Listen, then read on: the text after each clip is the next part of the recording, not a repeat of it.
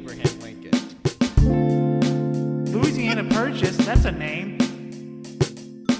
You need to really get off my balls, okay? I'm gonna kick your ass. Also, why was Michelangelo so stinky? Ew.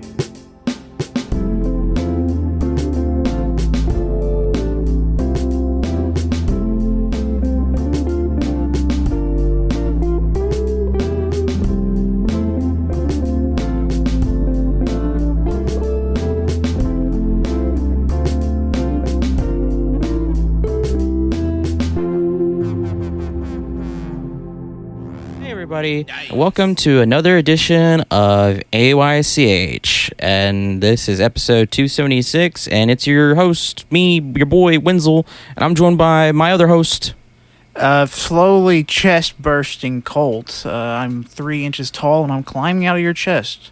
So whenever you feel that knocking in your chest, it's not your heart, it's me, and I'm working my way out. Wow.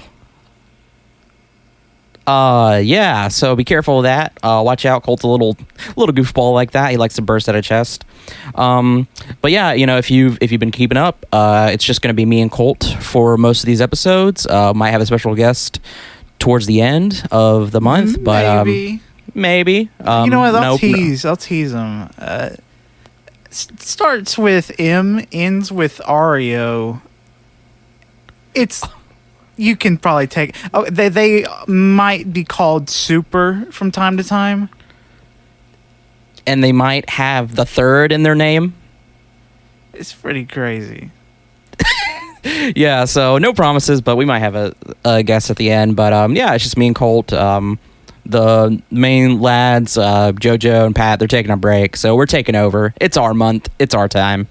But this episode, if you didn't know from the title, it's just going to be me and Colt. We got together literally yesterday as we're recording. It was a Friday, and we were like, let's watch some movies. Because earlier in the year, we did that. We got together, just watched some movies that we've been wanting to watch, and it was a fun time. And this one was just as fun, and it was great. And we talked about this, I think, in a banter episode, some of the movies we watched. The point of this is just for us to talk about some of those movies, because the movies we're talking about in here, they're sequels to those movies. 2 of them are, I should say. And we just kind of wanted to do a little bit of spoiler talk, not go too much into it, we'll give you a brief synopsis and all that junk, but we just want to, just have some nice little movie chat about what we watched. That's it. Yeah, sure. This was like nothing but bangers. Like every single movie we saw yesterday was absolutely fantastic, and I loved every single one of them. Even though one of them actually made me sick, but we'll get into that. No, every movie I didn't expect to be as ranking as high as I did. It was, man, every movie was just incredible. So we're gonna start off with our first movie that we actually watched back in January, because it'll lead into the actual first movie that we watched. So the movie we're gonna be talking about is Ridley Scott's Prometheus from 2012. And if that name rings a bell, if you're an Alien fan, it should. If it doesn't, Prometheus was Ridley Scott's return back to the Alien franchise after so long. His last Alien film was 1997, Alien Resurrection. And it was pretty, at the time, it was just wild because people said it was convoluted, confusing. There was a lot of negative reaction to it, I believe. As I can remember. And so a brief synopsis. I forgot how far this takes place in the future. It takes place in the future, and there is a ship. 2090 something, or maybe 21 something. It's not that far, but it's far. Yeah, I should hold on. I'm gonna look it up real quick. I'm sorry. This was not something I prepared for. I'll eat my ass. Okay. It gives me Prometheus the story. Anyway, it takes place in the future. Wayland Corporation's the company that like everybody knows throughout the story of Aliens. They need there's a bunch of archaeologists. They have a very sci-fi sounding name, Xeno blah blah blah archaeologist, whatever, and they discovered the coordinates to a star where they believe that their creators are from, and Wayland Corporation funds that journey. They go to that planet that they believe is in the star system where their origins are from. They're on a ship called Prometheus, and of course, when they get there, shit goes crazy. How does Prometheus compare from everything else? Because like I know, because I've seen it. This is like my second time seeing it. At the time we watched this, and I know Colt, that was his first time. So like, kind of bring back that. What'd you think of it? I really, really enjoyed it. I think all the people saying that Prometheus sucks, I just think they have weird taste, because I think it's one of the best Alien movies. I think it's probably my third favorite, because it just absolutely kicked ass. I can't really think of any negatives for it, other than I wish that there was more xenomorph stuff going on, but even then, I didn't really need the xenomorph stuff, because there was so much crazy H.R. Geiger art-ish all over the place that was just so nice to have. Yeah, we definitely see more of that H.R. Geiger influence with the aesthetic of it, because they introduced to us this race of aliens called the Engineers, which again, mild spoilers, they're the ones that created us. And we see that heavily in their suit design, because their space outfit is the space jockey from like Aliens, I think the second movie, or maybe the first movie, I can't remember. But that like literally that's all brought back. It's like brought back full circle with the technology, and yeah, it's pretty cool. Like you, I do think it would have been cooler to have more xenomorph, more alien action, because there was I don't want to say there was a lot of story per se. I mean, exposition, I guess, but the whole thing is exposition, because it explains the origins of aliens, basically. And no, I don't think that was the issue. Because, like you said, we got cool aesthetics. We did get some aliens, the Engineers themselves, and there was just absolutely like wacky shit, not wacky, horrific shit happening. I mean, a dude literally, so people were like super confused with this movie, and watching it again, I was like, how is that possible? Because it's pretty straightforward. Like, I mean, even if it doesn't hand feed you, like, you can kind of make your assumptions. Like, so like, I know one of the things was like, okay, when they get the black bile or whatever, and it touches the ground, and they're thinking, okay, there's worms in the ground, blah blah blah. Like how does this thing work? This weapon, because the Engineers, they created a bio weapon. They wanted to, for some reason, destroy their creations. We don't know why.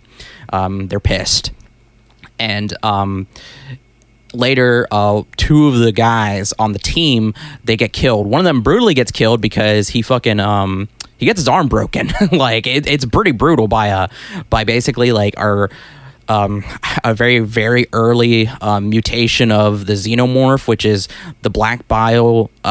What we can guess is that it mutates biological life that isn't plant. And what it did is it touched the worms, and the worms became these snake-like, very akin to like a face hugger. And oh my gosh, it was crazy. And then one of the guys gets turned into a zombie and just kills so many people. Oh my god, it was wild. It was cool. And Idris Elba's in it, Charlize Theron. They're not the main stars. Everybody was good. Michael Fassbender plays an android, David. Dude is sus the entire movie. Does a great job, by the way. What do you think of the performances? Sorry. I thought the performances were great. There's a surprising amount of big names in these movies, but thinking about it really shouldn't be surprising, because Alien's huge, and Ridley Scott's a huge director. Yeah. But there was some really good acting going on from these people. Charlize Theron, easily the best, because, well, she was a main character. And she's a great actress, too. That is also the biggest reason. And I want to say... fucking Michael Fassbender, that's his name. He plays an android so well that I think he actually is an android. I think it's real. I think he's really an android. Yeah. Because he does it so well. In the second movie, it gets even more fucked up, which we'll get to in a little bit.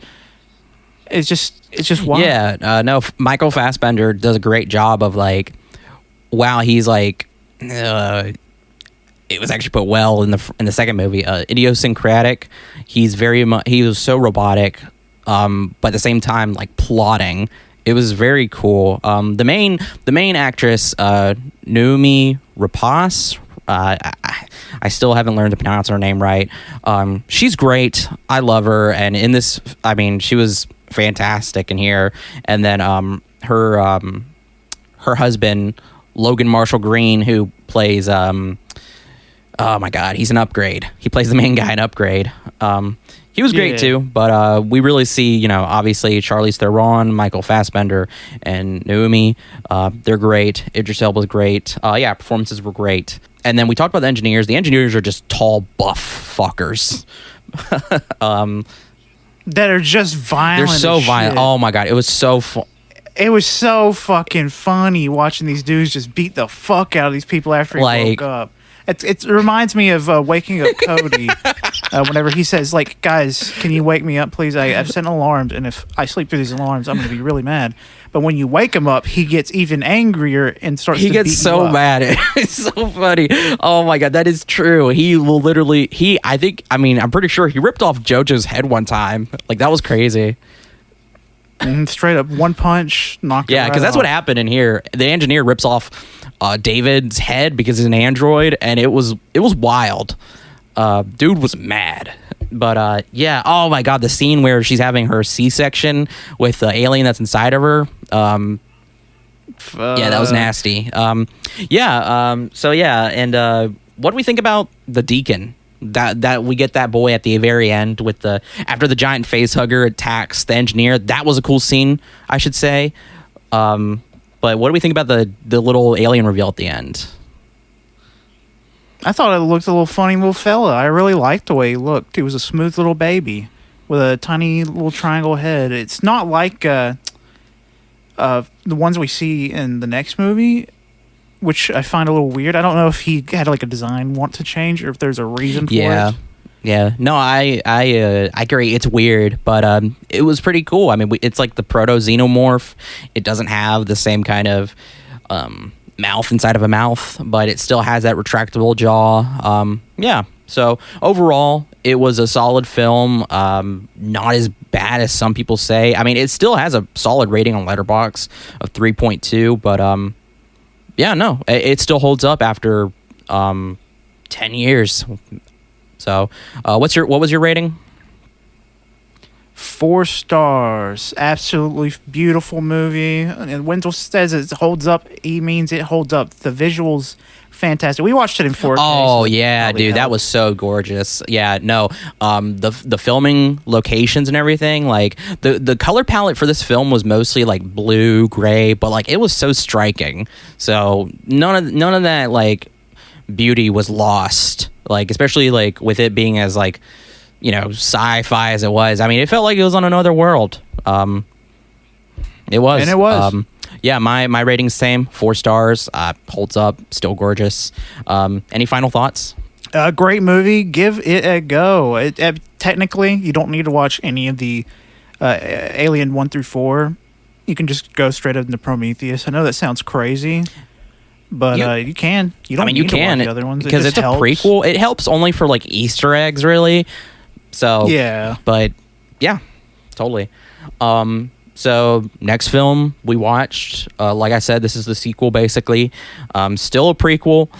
It's Alien Covenant from 2017, also directed by Ridley Scott. So it's been 5 years since the last film, but so brief synopsis. This takes place 10 years after the first film, and we are seeing a colony ship, the Covenant, with about 2,000 colonists, embryos and stuff. There's also a crew, and they're separate from the colonists, and they're going to a planet known as Origai 6. They're going to establish a colony, start a new life. But problems happen. One of the main character of Prometheus had to sing Country Road and get everyone distracted. Yeah, so there was a transmission that goes out. Dr. Shaw, that was her character's name. She is singing Country Road, and everybody's like, "Oh, we got to go find this person." And they find a planet that's close by, and it's in the inhabitable zone. So they missed it. So they're like, "Fuck, we should just go there. It's quicker, and we don't have to go back." Yeah, because there was an accident where they were hit with like a neutrino burst, and it caused like significant damage. Their captain, James Franco's in this movie for like a minute, or a few seconds. He burns to death. Like he burns to instantly. death. So we never we never see him do anything. It's kind of funny. James. There's like a 10-second clip of him talking. It was a recording he sent to his wife, and that's it. Yeah. James Franco probably got paid hundreds of thousands of dollars for 10 seconds of burning to death and talking. Yep. And so they're so after that happens, everybody knew the captain. Everybody is not sure about this new captain. Nobody wants to go back to sleep. So he relents, and they're like, "All right, we're gonna go here." And they go to this planet, and I'll go ahead and tell you, it's not the same planet from Prometheus. It's a different planet, and shit gets wild. I should say at the end of Prometheus, the only survivors were Dr. Shaw and David, and David was just ahead at that point too. And Michael Fassbender reprises his role obviously for this movie as David, but he also comes back as another android, Walter, and that threw us off. The accent that he chose. It's not even a real accent. It felt like synthetic, which it's a synthetic man. So it was just like, "Well, mother, save the pods for me, please." It was really fucked up. It sounded like what a gray the aliens would. That was really good. Yeah, it sounded synthetic. It sounded robotic. It was like a combination of like Southern, but also kind of like Scottish, Irish kind of ish, somewhere like English, all of that kind of combined into one to make a robotic sound. And at first it was weird, and it's so funny when he enunciates stuff, but you get used to it, so it wasn't too bad. And we get a little bit more into David's psyche too. We get a little we get to see him interact. He's a freak. Yeah, he is a freak. We find out that later too. We see his interaction with Guy Pearce's character, Waylon, the head of the company. And that was interesting. But they go to this planet, and shit goes crazy. David's there. Dr. Shaw's not there. Dr. Shaw is actually dead. And we find out. Yeah, we find out it's pretty fucking brutal. And oh gosh, let me think. What else should I put into the synopsis?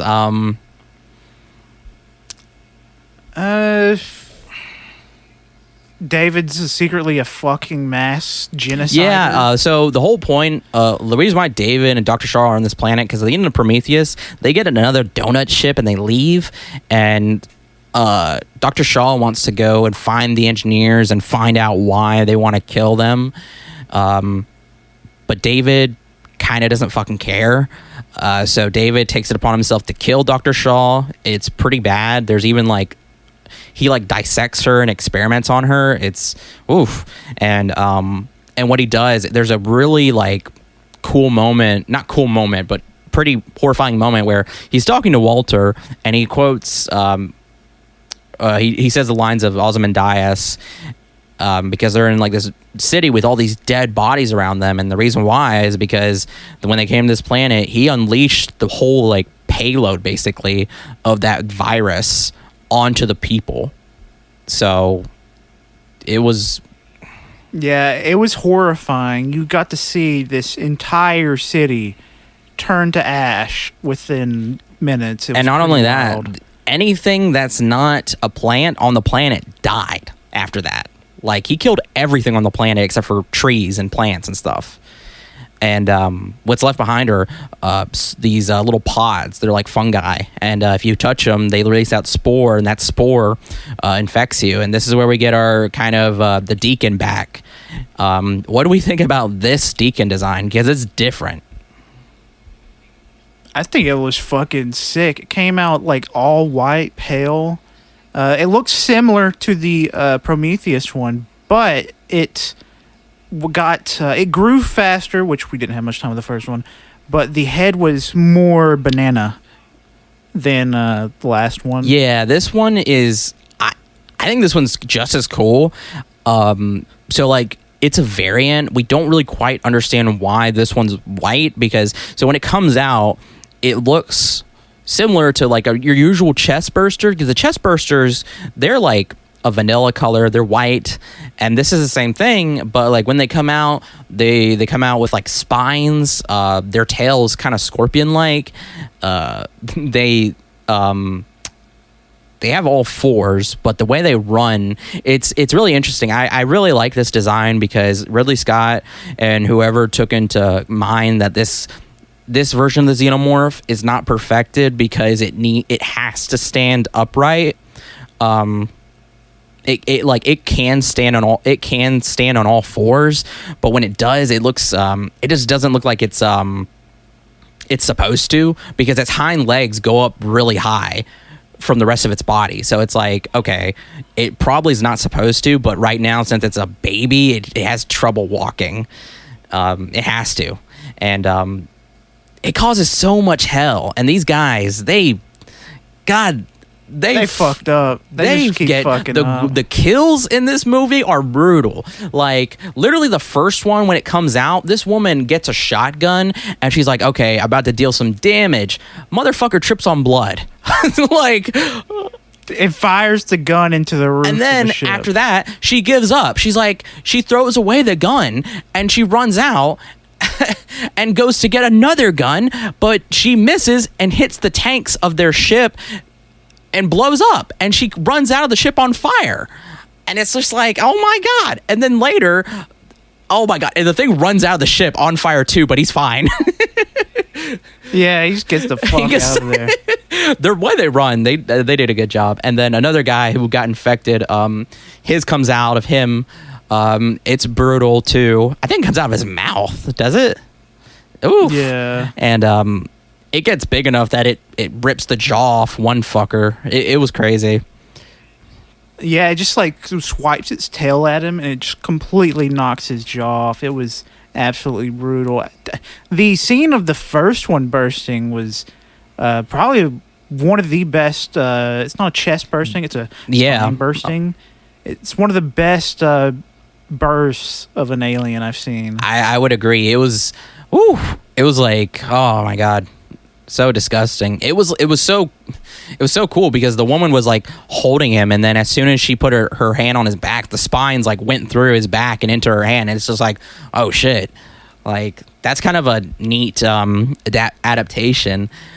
So they're trying to figure out and reconcile like what to do and where to go from here. Again, David is plotting as usual. He saves them, but of course he has his intentions, and we get kind of a interesting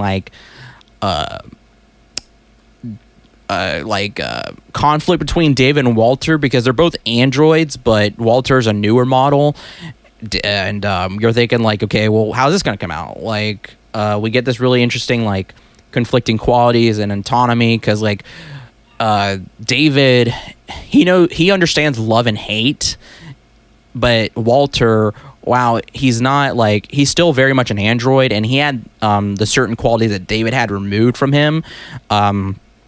He still has a sense of duty, which is interesting because like duty, like you may think that like that's something that can be programmed as well, but like duty is very much just as much of a characteristic, a trait for a human as it can be for anybody. Like it's not just limited to programming and numbers and stuff. So I thought that was interesting. What do you think between the two? I thought that it was really cool seeing the differences in them. I thought it was fun because Walter, his bit is since he's a newer model, he can heal. And David didn't know about the new upgrades that the new model had.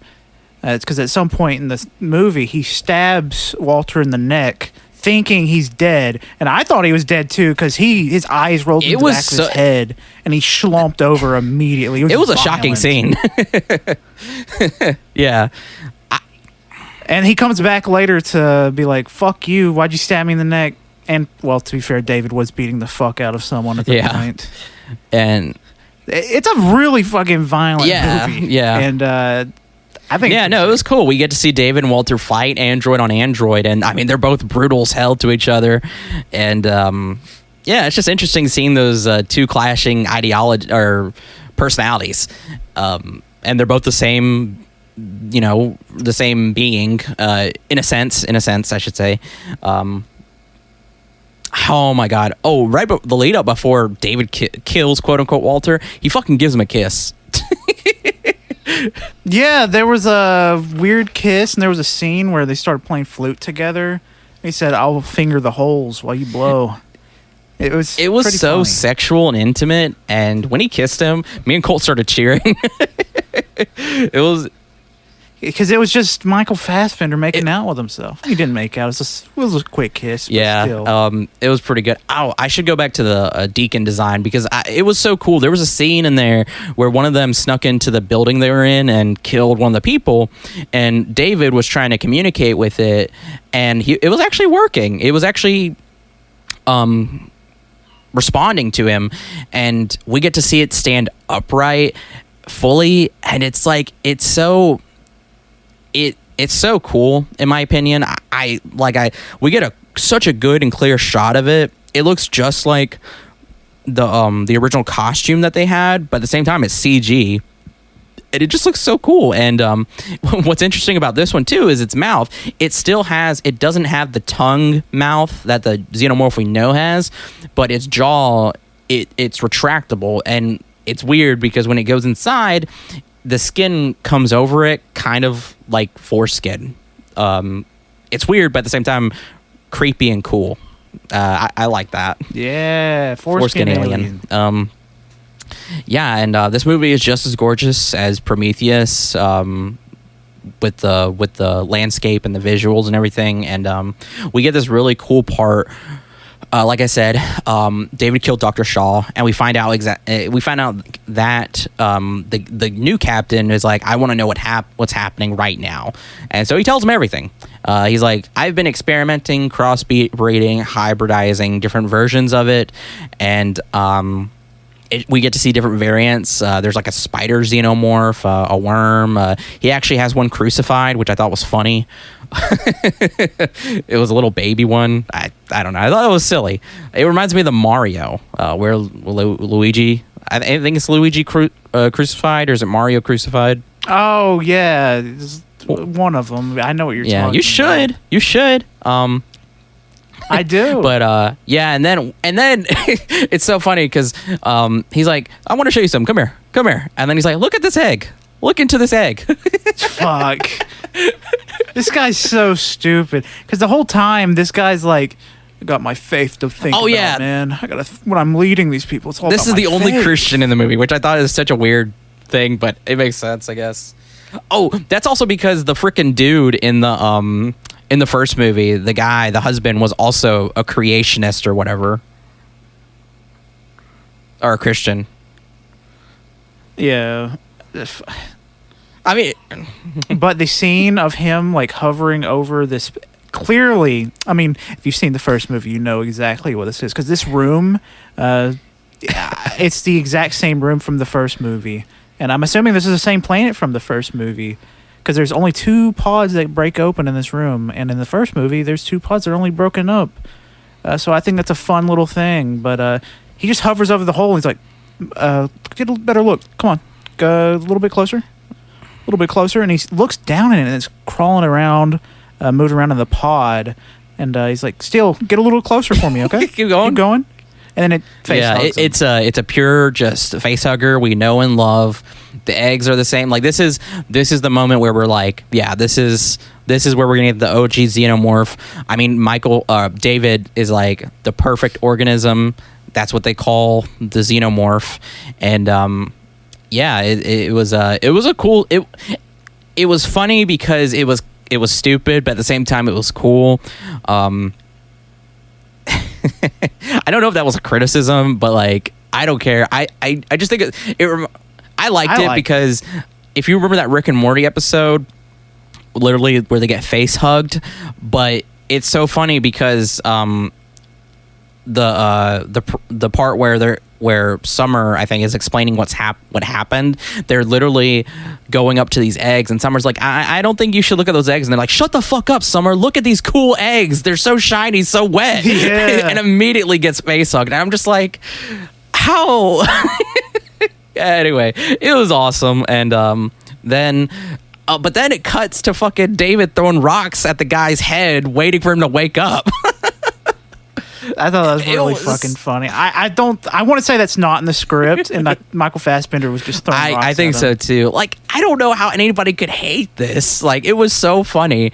And then we get the xenomorph pop out. He's not it's not your traditional chest burster. It's not. It's he comes out with all four legs, and he's translucent. He's a little creature. He's a cute little baby. It's so funny because like Michael Fassbender does this pose where like he lifts up his hands, and the xenomorph does the same thing, and it's just like, come on, you got to do a Fortnite dance now. You got to do a Fortnite dance. Teach the little guy. And it was cool. It was actually a cool scene because it was just born. It's translucent, just like any baby. Yeah, every baby. Yeah, very early. Like frogs and well, not frogs. Fucking mice, like little baby mice, pinkies. That's what fucking people call them when they're gonna feed them to snakes. Sorry. Yeah, so it was cool. And later though, there's a part in there where lead up to David killing Walter. He's playing a flute, and I'm thinking, I swear to God, I swear to you, if he's teaching this fucking thing to dance to music, that would make this movie 5 stars right out of the gate. It really would. But no, that's not what happened. I did think it was funny that for David to kill everybody, he's like, hey, can I show you something? Come here. Come look at this egg. Come here. Yeah, leads them one by one. Like, that would make a movie 5 stars too. But yeah, no, this movie was fantastic. It was whenever we see the full OG xenomorph, it was a brutal creature, so sick. Yeah, do you have any more thoughts? Yeah, I genuinely loved this movie. I think it's the most underrated movie, underappreciated movie I've ever seen.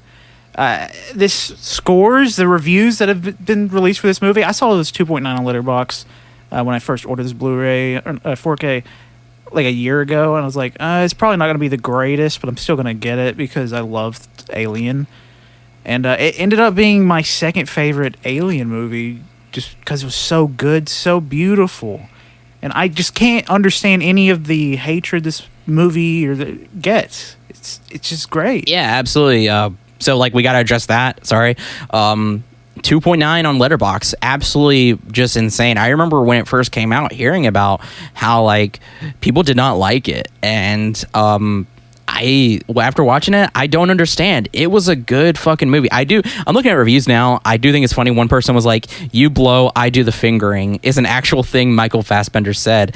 And I'm like, yeah, it's fucking great. It's so, I don't know. People don't understand charming, like, fun stuff. They only want one kind of like a serious movie the whole way through. I don't want that. I want some fun, wacky shit. That's why I play fucking Yakuza games as well, because it has serious stuff going on, but also they have a man that's naked air humping while covered in oil. That's funny. Yeah. Yeah, it never loses how just horrifying it really is. It never loses that. It has moments where like are, I guess if you want to say unintentionally funny, but I don't know. It just it doesn't hurt anything for me, honestly. I don't understand this this hate, I guess. So my score for it was 4.5 stars. What about you, Colt? 4.5 stars. Fantastic movie. So we start off incredibly, but yeah. So on to the next one. Next movie we watched was Punch Drunk Love. Came out in 2002, directed by Paul Thomas Anderson. Why don't you do the synopsis for this, Colt? This movie's fucking crazy, dude. Adam Sandler plays a guy named Barry, and I'm assuming he has some kind of autism or something because he has a hard time communicating with people. He's just all around doing things that people with autism can struggle with sometimes, and he's not very clear. He's not very good at communicating with these people, and it can be frustrating and very anxiety-inducing to watch as this man fumbles about. But anyways, Barry, the start of this movie, we're not going to go through beat by beat, but the start of the movie just has a massive car crash, and I forgot to bring that up yesterday. What was that about? What was the point of the car flipping so violently? And why did the piano get dropped off? I'm so confused about those two parts.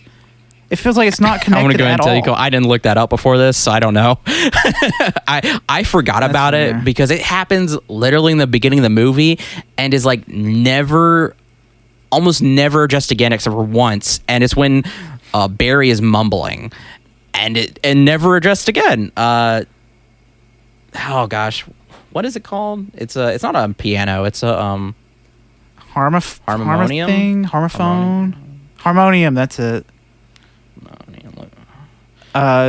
But Barry, he's very awkward, and his sisters, they're very, very mean sisters. There's a scene with him going over for a dinner, and they kept telling the story about like, oh, when we were little, he's holding a hammer, and then when we pointed at him saying, why you got the hammer, gay boy, weird gay boy, and all the sisters, he has 7 of them, kept calling him gay boy, and he threw the hammer through the window.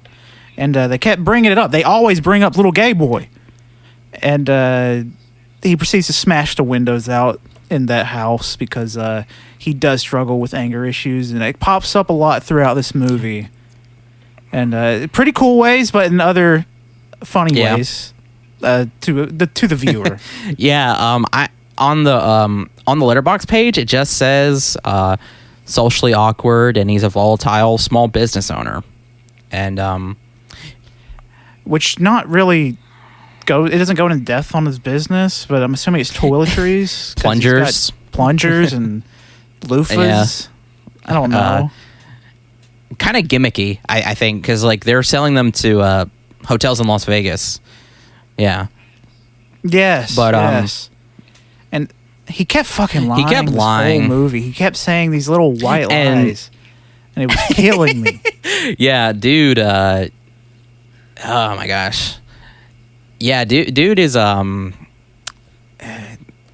don't even know, like, because like I mean, like Colt said, dude has like anger issues, and seeing that because like that moment that he was talking about, he really has a problem in that moment because they keep telling him like, why'd you throw the hammer through the window?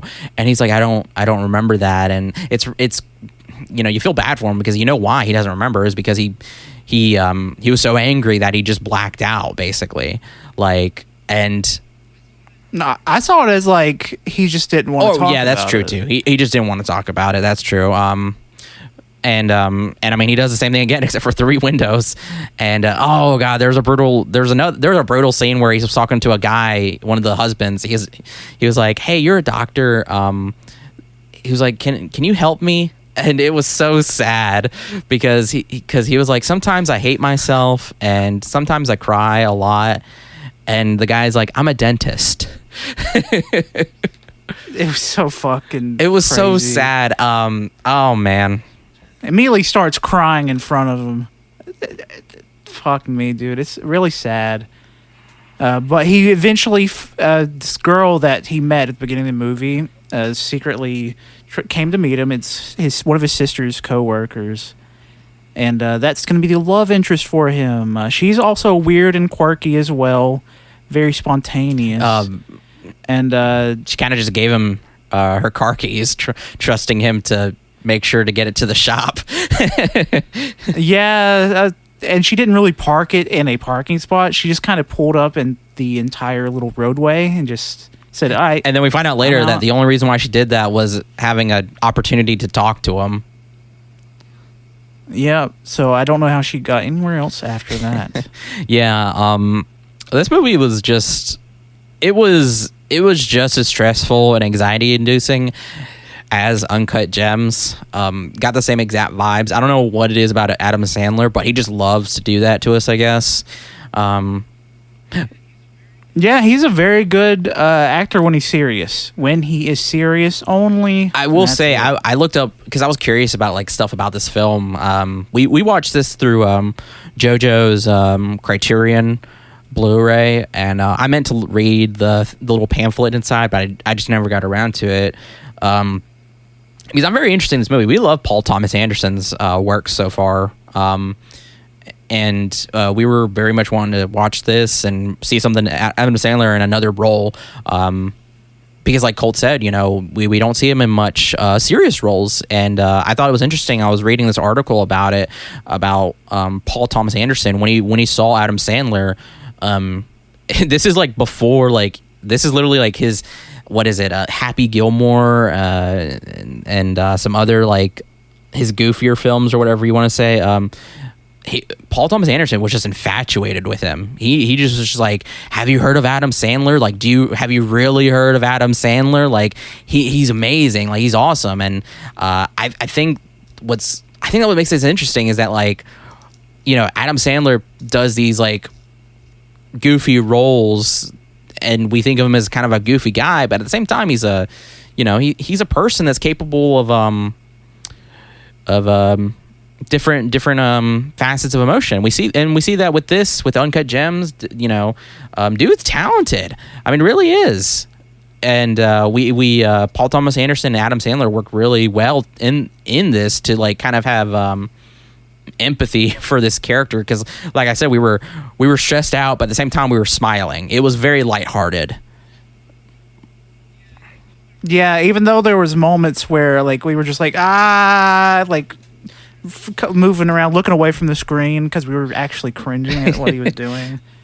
He bought so many pudding cups for flying miles. I looked it up. He apparently bought like $3,000 worth of pudding. Yeah, that's another thing. I don't know how he had the money to do all of this whenever he seemed to be complaining about not having money, but that could have just been him not wanting to give money. Yeah, so like what really starts the film off, I guess, is he calls a phone sex line, and he sadly gives them his social security number, and they're trying to extort him, but he cancels his credit card, and he just does not want to give money, and especially more so because the woman calls him back and tries to extort him. It's not an actual phone sex line. It's just an extortion scam, and Philip Seymour Hoffman runs this, and it was really, really surprising. Yeah, he's barely in the movie, but when he's in it, he's pretty good. There's a scene with him talking to Adam Sandler on the phone, and it's probably the funniest scene. They're just screaming at each other. Yeah, they're both just like saying "shut up, shut up, shut up, shut up" over and over and over again.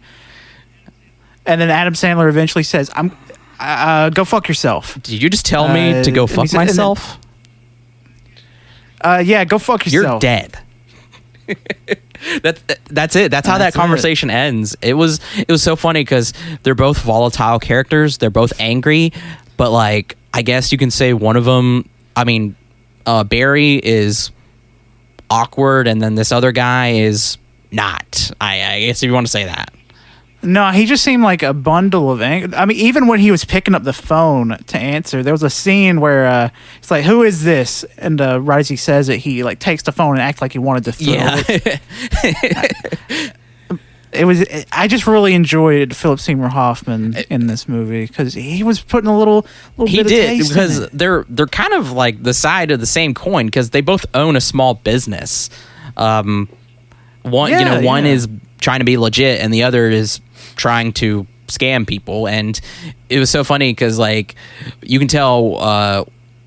So like I say side of the same coin because Barry is like, while he's socially awkward, if he's kind of pushed, which is not really a good thing, if enough is done, he'll do things himself. But with this other guy, he has other people do it, and that's where you kind of see the difference because Barry goes all the way to, I think, what was it, Utah, to go talk to this guy. He still has the fucking phone in his hand, and he goes talk to him, and they confront each other, and oh gosh, I'm trying to remember what he says. He says some shit, and he's like, "I'm gonna fuck you up," and he's like, "That's that," and he's like, Philip Seymour Hoffman's like, "Okay." So they leave it at that. No more, conflict or anything. And as Adam Sandler's walking out, he comes over and he says, "You can go fuck yourself or something, you pervert." And then Adam Sandler like turns around and is like going to run back to beat the shit out of him. He's like, "That's that," and walks away. So fucking funny because Philip Seymour Hoffman's character is a little bitch boy that only gets angry. So gosh, it was like it was a pretty film too. A lot of pretty colors, visuals. I mean, specifically colors. They use colors quite well. I saw where the blue suit that Barry Egan wears never takes it off except for when he has sex. By the way, or he does take it off when he goes to bed. Wait, did he take it off? Okay. Yes, he did. So he took it off when he went to bed. He's stinky though. He's got to be stinking. But bad. he has that suit on for like several days at a time, and the blue's a reference to some other film or some other character somewhere. But Philip Seymour Hoffman. There's a moment where there's red on top of blue, and we know exactly the red represents that side, and the blue represents Barry's side. And I thought that was pretty cool. That little clash of color right there. I think this film was a fun time. Because I was looking up some stuff about it, and Paul Thomas Anderson was like, it has this kind of, if people don't see it as funny, he has his own kind of like personal sense of humor in it. I was reading through it, and it was like, while Adam Sandler was being, serious, at the same time he was having him be like still his usual kind of goofy self, but in a different way. And I thought that was beautiful. I thought that was great. You have any thoughts? I'm trying to think. Sorry, I talked a lot. No, I was just trying to think of anything else really. I think Barry is a weird dude, buying a lot of pudding. I think the scene where he just beats the fuck out of the people with the crowbar. The tire iron was pretty sick. Yeah, that was sick. Yeah, other than that, it was a fun movie. The scene where they were in the store buying the pudding and he was dancing because they were buying so much fucking pudding. Okay, that was pretty good too. It was a good movie. It was fun. Thank you, JoJo, for your recommendation on that. Yeah, I fucking hated it. What was your score? 4 stars. I gave it 4.5. I had a good time. Paul Thomas Anderson's good. I still fucking hate licorice pizza. Yep. Nothing's going to change my feelings about that movie. Don't have someone kiss a kid. That's my only thing. Please. Yes, sir. But, so on to the next film. So, cut this part out, obviously. All right, anyway. Next up, Trainspotting, 1996, directed by Danny Boyle. This takes place in Scotland. We have a bunch of 4 friends who are a bunch of addicts, heroin addicts, except for Begbie. Begbie doesn't do heroin, I don't think. I'm not sure. He does have problems, though. Anyway, Ewan McGregor is one of them. He plays Mark Renton. His nickname is Rent Boy. Wow, I forgot their names now. We have Sick Boy. Spud is Danny Murphy, played by Ewan Bremer. Johnny Lee Miller plays Simon Sick Boy Williamson, and then Robert Carlyle plays Francis Franco Begbie.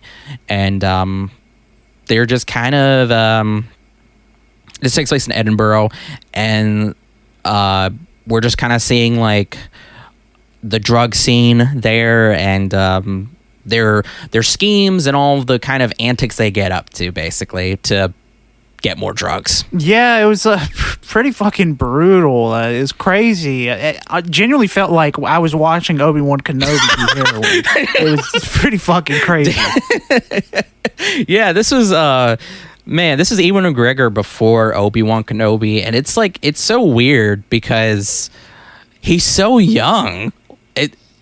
He's so young. He's very skinny. He's very skinny. He's a twink. That's what he looks like. Can I say that? It's just, I don't know. Yes, you can. I just don't know I don't know the qualifications. He's like he's a little punk Scottish boy, but he's an adult. Yeah.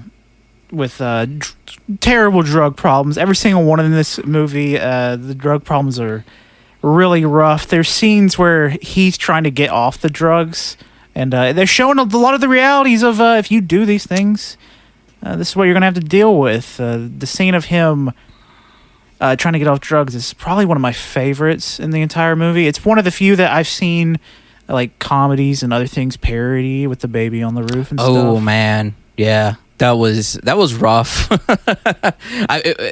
was funny. It was funny because the baby, that was a wacky thing, but it was rough because so like the baby is they're literally high on heroin, and literally a baby dies. It was pretty bad. Yeah, the baby stopped breathing. I think it fell on its it slept on its face maybe or something like that. I can't remember. It was it starts off with that thing at the very beginning. It's the monologue, I think, with Ewan McGregor. He's talking about choosing life or whatever, all the different things, like, do you know, and then it was like cool at the end whenever he repeats the same stuff, but he's like, yeah, I want all of that shit because I don't want to be doing drugs. Gosh, I'm trying to think what to say, because like it's really a rough movie, because like we see downfalls, we see people, you know, trying to get clean, and so much crime, and then we have the character Begbie, who's just, it's so stressful watching him. Dude's so fucking angry. Yeah, he's a loose cannon. He just flies off the handle at every single thing. There's a scene of him drinking on a second floor of a bar, and when he finishes, he throws his cup or mug over the railing behind him. It smashes a girl in the head. She's covered in blood, and he comes down and says, "Which one of you fucks?" He says, "Cunt," and then through that, you're not leaving until we find out who did it. Even though he was the one that smashed the But it jar was on funny. the head. That was legit. That was actually really funny. Because, It was. I mean, just him walking down, they're like, who did this? Yeah. But besides that, though, I mean, we're talking about, like, he literally knifes a guy because he looked at him weird. Yeah, dude sucks. Dude's terrible. Yeah, I found it crazy. I messaged Wenzel at like 3 a.m. last night. The actor that plays him is the father, the main dad in 28 Weeks Later, which I thought was pretty crazy. Because when I think of him, I think of a kind, loving person until he got infected and he stabbed his wife's eyes out with his thumbs. I just, not Begbie at all. Yeah, complete, like, just opposite. And we see oh man, I guess we'll go say it. Like, the one of the negatives about this film that me and Colt hated, you know, again, spoilers, Mark Retton's character, or Ewan McGregor's Mark Retton, he's horny. He's looking for a girl to have sex with at a club or whatever, and he finds a girl, and they go do that. We get like a very explicit scene, and come to find out the morning after, she's a 15-year-old girl. After he shits the bed, though. He doesn't. Shit the bed. Yeah, he does. No, that's Spud. Spud shits the bed and throws the poop on his Yeah. mom's face. Not his mom, his girlfriend's my bad. mom. And his girlfriend's dad. That's right. And his girlfriend. And himself. It's It's so an icky disgusting. movie. So we find that out. It was like, really? And then the girl later tries to basically extort him into being her boyfriend or her lover. Yeah, he's not into it. He doesn't want to. If he knew she was 16, hopefully he wouldn't have done it, because he seemed like he was really mad after the fact. Yeah. But I don't think that should have been in the movie in the I first don't place. think that should have been like. Actress was 19, still a teenager. That's Yeah. still kind of weird, but yeah. So yeah, that was weird. We get to see Ewan McGregor's penis. He's doing well. He's doing very well. Before that though, we get to see Ewan McGregor climb into the most dirtiest, disgusting bathroom in all of Scotland. God, it was so fucking gross. You say he climbs into the bathroom. He goes into a shit-filled toilet, filled to the brim, crawling into it because he dropped some drugs into the toilet. Suppositories. Yeah, he dropped some suppositories because he was going through really bad constipation, and it was disgusting. It was made me gag. Not as much as this one movie on this list, but it made me gag. It was disgusting. It was a good film though overall. I mean, what it had to say about addiction, like whether is it really up to us of how we get addicted, or like our behaviors or environments, like how that forms addictions, and like how like going from basically one addiction to another, to Trainspotting 2, the second film that we'll talk about, the sequel, not second film, the second film. Anyway, there's a really good part in there with Ewan McGregor when he talks about when he talks with Spud about addiction and about like how to get past it. It was really interesting because it is kind of like, like how do you deal with that, and like how do we go on, and is it really like how do you break from that, all of that. It was I thought it was really fascinating and interesting, if that's the right word to say. Yeah, I think the whole conversation in Trainspotting 2 with that, I think it's just good advice in general, but very good for addiction as well. It's just find something that you love and get addicted to that, so that you can feel some form of happiness. Yeah, because in this Very movie, nice. with that toilet scene, I mean, it's kind of it's disgusting and kind of funny, but at the same time, it shows that like he's willing to literally like humiliate and degrade himself just so that he can get high. I mean, and then beyond that, they're willing to like commit like all this crime, like get so close to like harm and death and all this stuff just to get high. It's wild. And I thought that was like I said, it was really interesting to kind of get into the behavior of addicts. I thought that was really interesting, and definitely it's not meant to like be, obviously like saying like, oh, they're bad or anything. Like no, it's supposed to be like, like they're tragic characters, tragic figures. Yeah, I really enjoyed this first movie.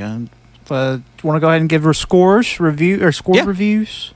All right, I gave it 4 stars. I probably would have given it 4.5 if it didn't have the weird 16-year-old girl stuff in it. I didn't like that. Fun fact: if you want my score for your movie to get lowered, add stuff And like just that. awful shit. Yeah. Same thing. My score is 4 stars. Liked it, but that was weird. But yeah. So right now we're gonna have a little. This is gonna be the halfway point, Rake, and we'll be back.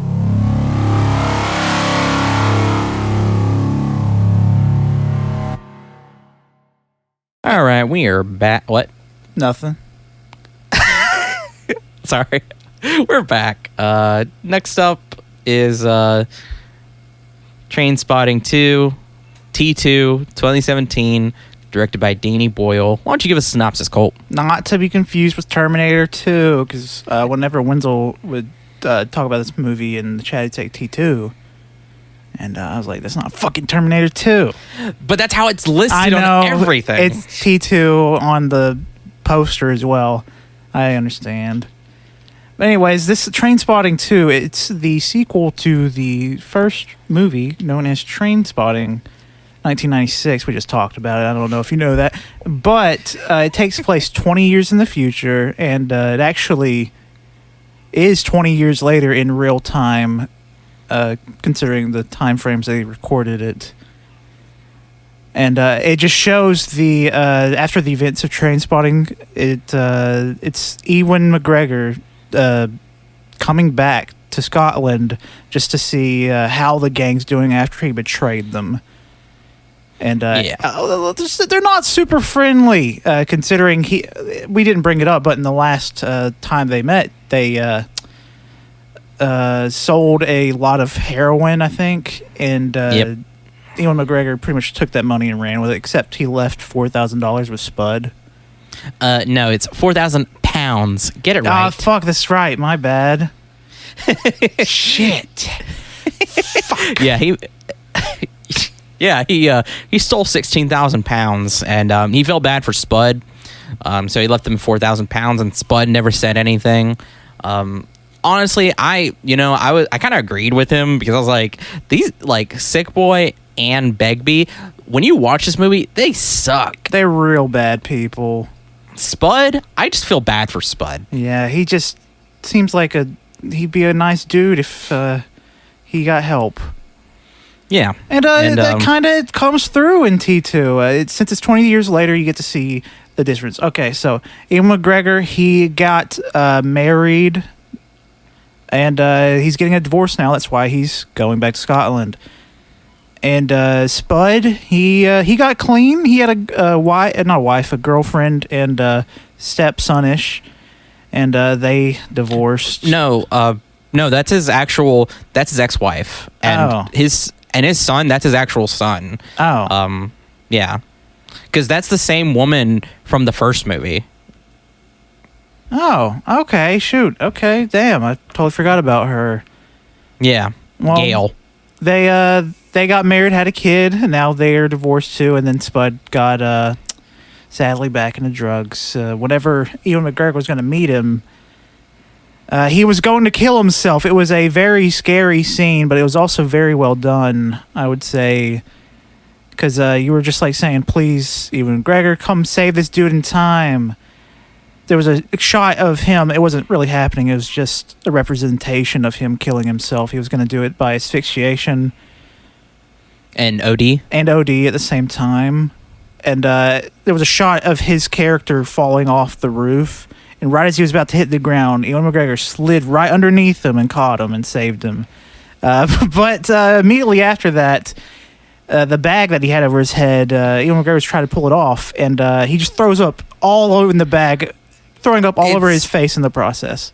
It's so yellow. Oh, God, it was so disgusting.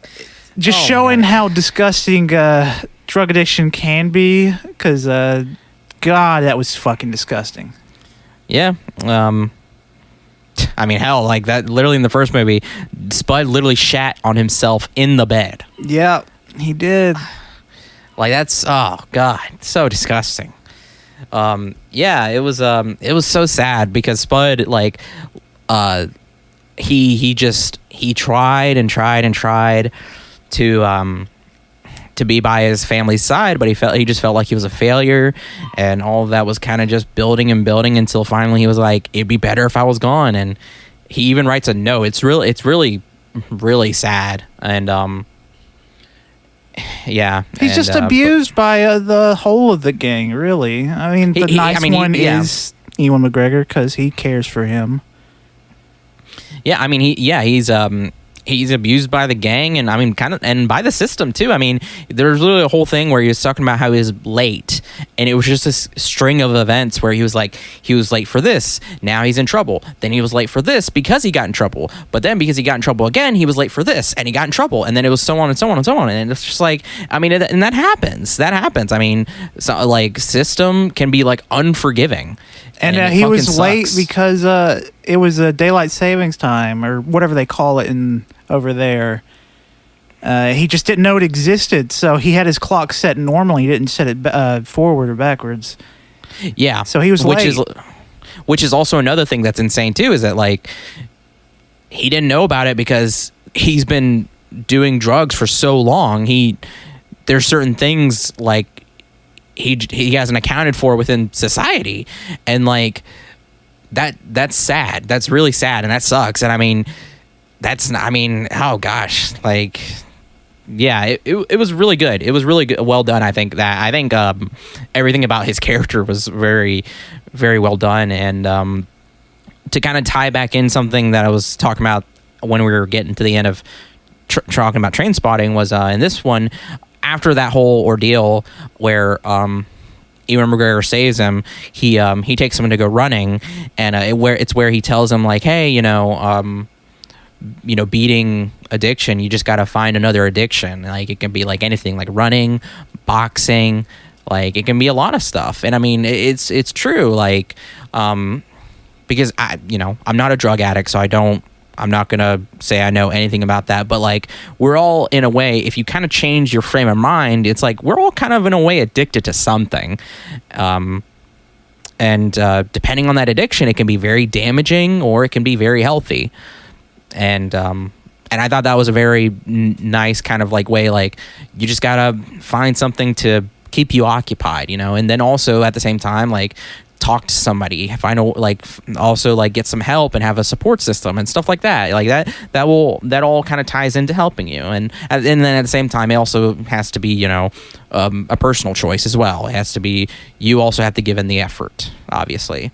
And I thought that was really really nice seeing that. And then it's kind of like, for the first part, it's like Ewan McGregor kind of going to like everybody except for one person, which is Bigby, because Bigby's been in jail.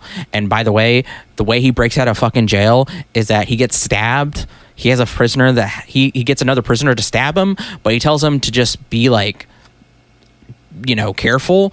Dude punches through his fucking body with like a spike. It goes to the back of his body, clearly puncturing an organ. Yeah, I think it was the liver that got stabbed. It was the liver, and it was like, oh my god.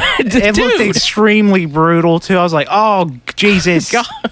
It was so bad. And then the guy's like, you want me to stab you again? He's like, no. That's it. That's good. That's good. That should be fine. Oh my god. He shouldn't have given him such a long spike. I just felt like it was a bad idea to begin with. Oh yeah, he was in jail, right? He was in jail, rightfully so. He stabbed somebody because they looked at him wrong. Like, he's not a great guy. He's a dude. No, he's not. Absolutely. And then Sick Boy, well, his gimmick thing that he's doing now is that he's blackmailing these powerful people for money. He's recording them having sex, or getting pegged and stuff like that. And he's threatening them with releasing it unless they give him money. Yeah. It's him and this his girlfriend, this Bulgarian woman, and it's part of their thing. And she's a cool person. She's just hanging out with not cool people. Yeah. And I mean, there's some admiral stuff about them too, so like that's understandable. And and obviously because it's a scheme and it's it's crime, it's not working out too well either. It's really us kind of just catching up and seeing where everybody is, after being gone for so long. And you think like, okay, Ewan McGregor, his character Mark, now at first when he comes back, he says, I'm married, he has a wife in Amsterdam, she's Dutch, I have 2 kids. He lies, and it's really funny because he's going to leave, but then he comes back and he's like, I lied, I do have a wife, but we're getting a divorce, I don't have any kids.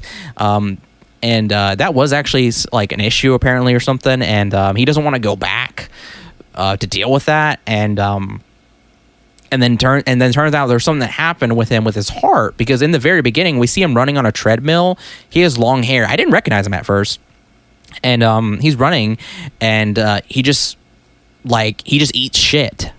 Oh yeah, just immediately.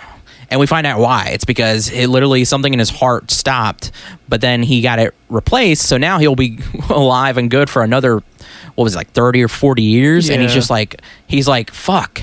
Like, I don't know what to do because I'm going to be alive now. And now I'm back at like basically the bottom. He lost his job too. He's losing his job. And that's why he's back too, because he's moving back in with his dad. His mom's dead. Oh man. It really, like, it sucks. And I mean, what I liked about Trainspotting too is that like we're kind of seeing people who are like in their 40s, grown adults, old men at this point too, and kind of seeing of like at them basically having to be back at square one, Yeah. No, we don't see Ewan's penis this time. We do. It's just very far away. It's tiny on the screen. What? Yeah. No, we don't. Yeah, when they're both butt naked running after they got stripped by the gangster. Oh, dude, I forgot about that. You're right. Okay, never mind. We see other peepees, though. Yeah, we do. We do. We see a guy get pegged. Yes, we do. We see that. We see a lot in these movies. Like, over there, this movie made me really want to watch just more European, foreign films in general. Yeah, I agree. Sorry. I really like the architecture, the style, the humor. And when I was little, I didn't really care for it. When I was younger, because I thought like their voices just made me go into a blind rage. Not really. I just didn't like it. Jesus. But now I'm older, and now I don't care, and my brain's fully developed-ish. I'm almost there. I got a few years left. But I just want to watch more foreign films of the European variety. Yeah, I agree. It's like something about like, I mean, because like, we grew up with a lot of, we're American, so, and then there's a lot of mix of all of these different cultures and stuff mixing in with our culture mixing with other our cultures mixing with other cultures. Sorry, I say that a lot. So like it's seeing the cultures and aesthetics of other places is really interesting. Their experiences as well, because they differ from ours. Completely different.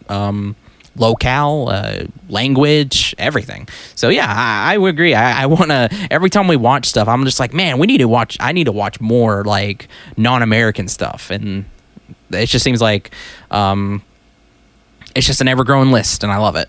How do we say this holds up from its the first film? I think it's actually better. They don't have a weird underage thing going on with it either. I thought it was genuinely a better movie as well. I think it's one of the best sequels after so long, similar to how Top Gun and Top Gun Maverick are. Yeah. They made the sequel better than the first, and I think that's really cool. Yeah, I completely agree. It deals with the same things. I mean, they're still relevant. It deals with even more.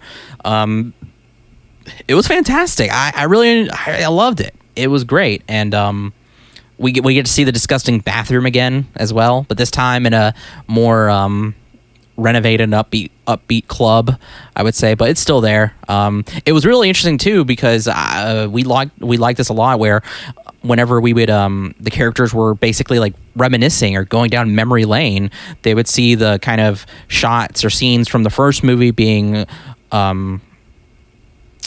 what's the word? It's like superimposed or whatever upon like where it happened, the road or the street or wherever, and then we get to see also too the architecture of like what's been renovated, what's been destroyed. It it's changed so much. It's crazy.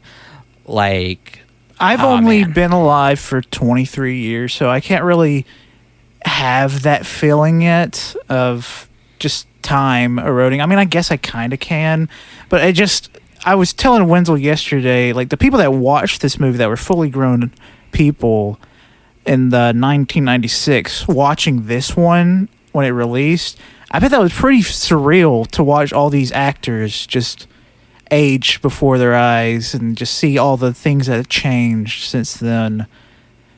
It's just something about time and aging that's just scary to me, and it's just something to look forward to, but not really at the same time, because I do like to see the progress of time, but it's also scary. Understandable, absolutely. And I think that Trainspotting 2 does the same thing. It deals with the same thing of of dealing with age, getting older, and progress of time, and I would say it's surreal. It has a surrealist quality that's very much a surrealist human experience. And I would say the thing we can probably equate that to similarly is like 2011 when the tornado hit. So much stuff was torn down, and then now it's like all it's all changed. I mean, I still remember everything what it looked like, but now it's been so long that I'm starting to forget. Yeah, that's true. That too. That's why it's important for the internet documenting all this shit. Like, the things that happened on the internet that 2007, like, I'll watch shit from that time period, and you get to see these little time capsules that just feel so strange, because you're like, damn, I remember that, and I remember everything and being in that moment. It's such a fun and nice experience. It's like an extra fun little package you get in life. Yeah, it's very nice. I totally. It's man, it's crazy how the internet can do that.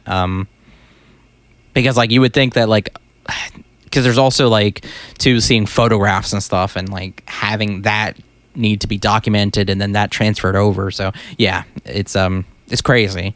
But last thing too, I should say the music was top fucking notch, by the way. Yes, they got Young Fathers in it. As soon as I heard Young Fathers, I was like, oh, I know this. And I didn't realize who it was until the end credits when they played one of my favorite Young Fathers songs. Well, I was going to say, I was like, this fucking movie, this came out in 2017. And that song, you put on the 2017 music docket. Yeah. At the very end of the year. So like I'm like, it's so wild that this movie came out at when we or around the year we graduated high school. It's crazy to me. Again, talking about the passage of time and how scary that is. Yeah. But, and I know there's older people that are probably listening. They're like, shit, these kids don't know anything. They've only been alive for like half of what I've lived probably. And I know when I get to your age, I will probably be even more scared than I am now. No, I mean, we've been alive for 20 years. Like, that's 2 decades. That's a lot. I'm sorry, old fucking man, but crazy. Shit's crazy. Life's crazy. But, of course, still young, still learning and developing experiences. So yeah, and I know it's hip and cool, and I'm not a fucking loser like you. No, that's a joke. That was a joke. Exactly. No, it's not a joke. just kidding. Totally. Yeah. No. Of course, as we get older, we'll definitely understand it more. But any final thoughts? Really good movie. Looks like it stinks like shit. Like everything smells so fucking bad. That's one thing I do know about older cities, is that always they smell like really fucking bad. Have you been to Tuscaloosa? I mean, Tuscaloosa smells, but it's not like a 700-year-old city. Yeah, that's true. I mean, something I've noticed is that Cody, when he usually comes into Tuscaloosa, he just he would start messaging us saying like, man, Tuscaloosa smells so fucking bad. And I like, after a while, after I would go into the city, I would start smelling it too. I'm just like, man, this city smells really fucking bad. It was Like- mostly because of the fucking the black tops. There was a place that makes the black top that it just stunk up the entire city. But I mean, even if you go in now, the times I go in, it still smells like burning tires, burning rubber. Yeah, it's so bad. Them. It's their fault. So, But it doesn't smell like pee-pee or poo-poo, unlike Miami. When I was in Miami, there was some of the disgusting, absolutely horrid smells. if you get close enough, you do smell pee-pee and poo-poo. Yes, you do. Where am I talking about? That's right. The bathroom. The bathroom. Yeah, no. Certain parts, like if you go to the Strip, it's because of all the fucking trash and like the And college the kids drunks that get out there and pee-pee It on smells. everything. It smells bad, but like other than that, it just smells like it's not the worst. Anyway, sorry, getting off topic. What's your rating for this movie? 4.5 out of 5. Better than Yep. the first. Absolutely 4.5. Same for me. Better than the first. Yeah. So go check those out. Go check out Trainspotting 2. Go check out Prometheus and Alien Covenant if you want, the little sequel tie-ins right there. But yeah. So up next is going to be complete 180 Transformers the movie 1986, directed by Nelson Shin. We watched this in 4K. I bought the 4K edition a little bit ago. I've been saving it because I want to show Colt this, because Colt had like never seen this before, and like this was Transformers has been like a huge part of my childhood, and like I remember I rented this movie from Movie Gallery like at least like 3 times to rewatch it, because I just loved fucking watching it. And then at some point I found the whole thing on YouTube, so that's how I'd watch it. And then eventually I was like, I gotta watch the show, so I watched like everything leading up to the movie. I just watched it on YouTube because that was when you could just upload whatever to YouTube. And yeah, so I was very excited to get his impression. But brief synopsis. No, but I was going to say that you had this cartoon Transformers. You had that. I had the live action one with Linkin Park doing the soundtrack. The fun thing about Transformers is it's the first movie I saw in theaters. So I hold Transformers very dear to me. I mean, I didn't dive into the cartoons, but I sure as hell loved the live action, even though they probably don't hold up as well as my brain thinks they do. Yeah, so I like so kind of sorry, before we do the synopsis, I had watched Transformers G1. I'd watched Transformers Energon, Transformers Armada. I'd watched Beast Wars, literally all of it. I fucking loved Beast Wars. I don't care about the bad CG or 3D. I don't care. Let me think. Transformers animated series. I fucking love Transformers. And then whenever the Transformers movie came out, I loved it too. And yeah, I've always loved Transformers. I don't really know how well they hold up either, because it's been a bit. Bumblebee was cool though. Bumblebee came out in 2018. Yeah, so. Bumblebee was really good. I want another Transformers live action movie done right. Not done by Michael Bay. Not Michael Bay, you're done by fucking him. done. Go, get out. Do You're something done. else. Go blow up C4 in the desert or something. I don't know. Make another Ambulance movie. Ambulance was fine. Go do that. But yeah, so anyway, this is taking place from the show Transformers Generation 1. You don't really need that show to kind of understand what's going on. I mean, it's Autobots versus Decepticons. Decepticons have taken over Cybertron. Autobots went to Earth. They set up a base there. There's a constant battle between them trying to take back Cybertron, trying to keep Decepticons from taking over Earth. Now with this, They want to take back Cybertron, but now there's a new enemy. It's Unicron, a planet-eating transformer. He transforms as well. Voiced by Orson Welles, which I thought was pretty crazy. Yeah, it was. And it was, and it's just that. It's them trying to stop the Decepticons and stop Unicron. And what'd you think for first impressions? I thought it was fucking sick as shit watching these little dudes beat up each other. I thought it was wild that Optimus Prime dies almost immediately, considering he's the leader, or he was. Yeah.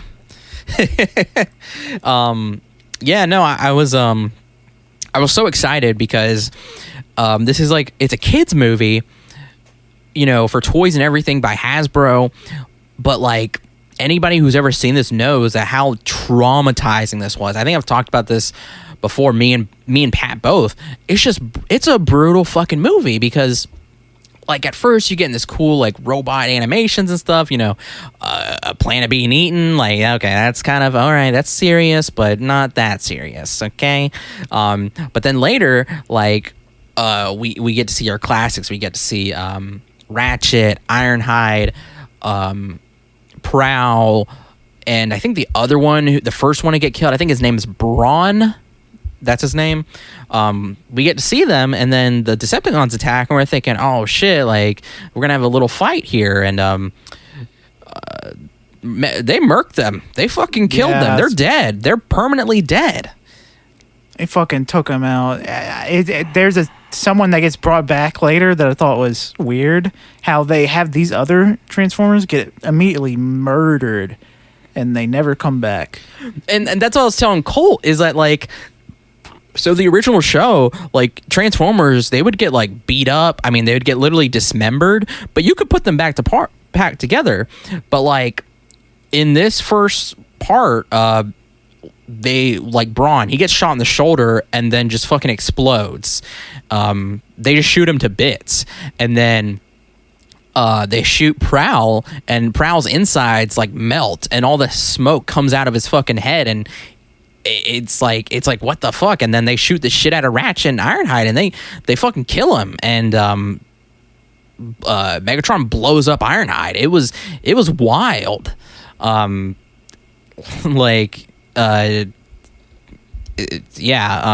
I'm trying to look up this quick thing. He's got so cold about this. No, fuck off, Apple Music. Give me a second. Cut this out. Yeah, there was a Den of Geek remembered it as the Great Toy Massacre of 1986, which traumatized a generation of kids with a string of startling deaths, but also a milestone in animation history. And it was a milestone. Animation, in my opinion, still holds up. What about you? Yeah, 100% holds up. It was beautiful. It animated by Toei. The whole movie, I was like, this had to have been animated by a Japanese studio, because it was giving me very much so 80s anime, very Gundam Zeta type stuff. It was Toei Animation. Yep. Very good, very high quality stuff. Yeah, I agree. It's been so long since I've seen this, so it still holds up.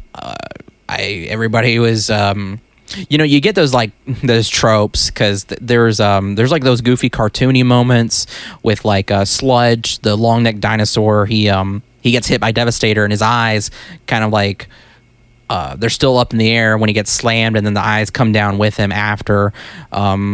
And then like you see a lot of the Decepticons and Autobots, their character models are reused. So like, because like there's a moment in there where they're thrown out into space, and you think, okay, these are the Insecticons and the Starscream triplets or whatever, and they pop up later all the time because they're just reusing them. And but yeah, no, seeing everybody transform and the movements and the action, it still holds up. It's still great. Voice work, Orson Welles being Unicron, still just chef's kiss. What did you think about that? I thought the voices were very good. There were some voices in there that I still recognize in doing voice acting, I think. Or there's people that are very good at mimicking their voices. Yeah. Yeah, no, all the voice work was really, really neat. I mean, oh gosh. And there was like, your usual like tropes of one-liners, and Springer specifically is like, I have better things to do tonight than die, which is still good fucking shit. Devastator's voice though, oh man, the voice work, like, I mean, I'm sorry, it's so good. I love it so much with the kind of synth to it. It's so cool.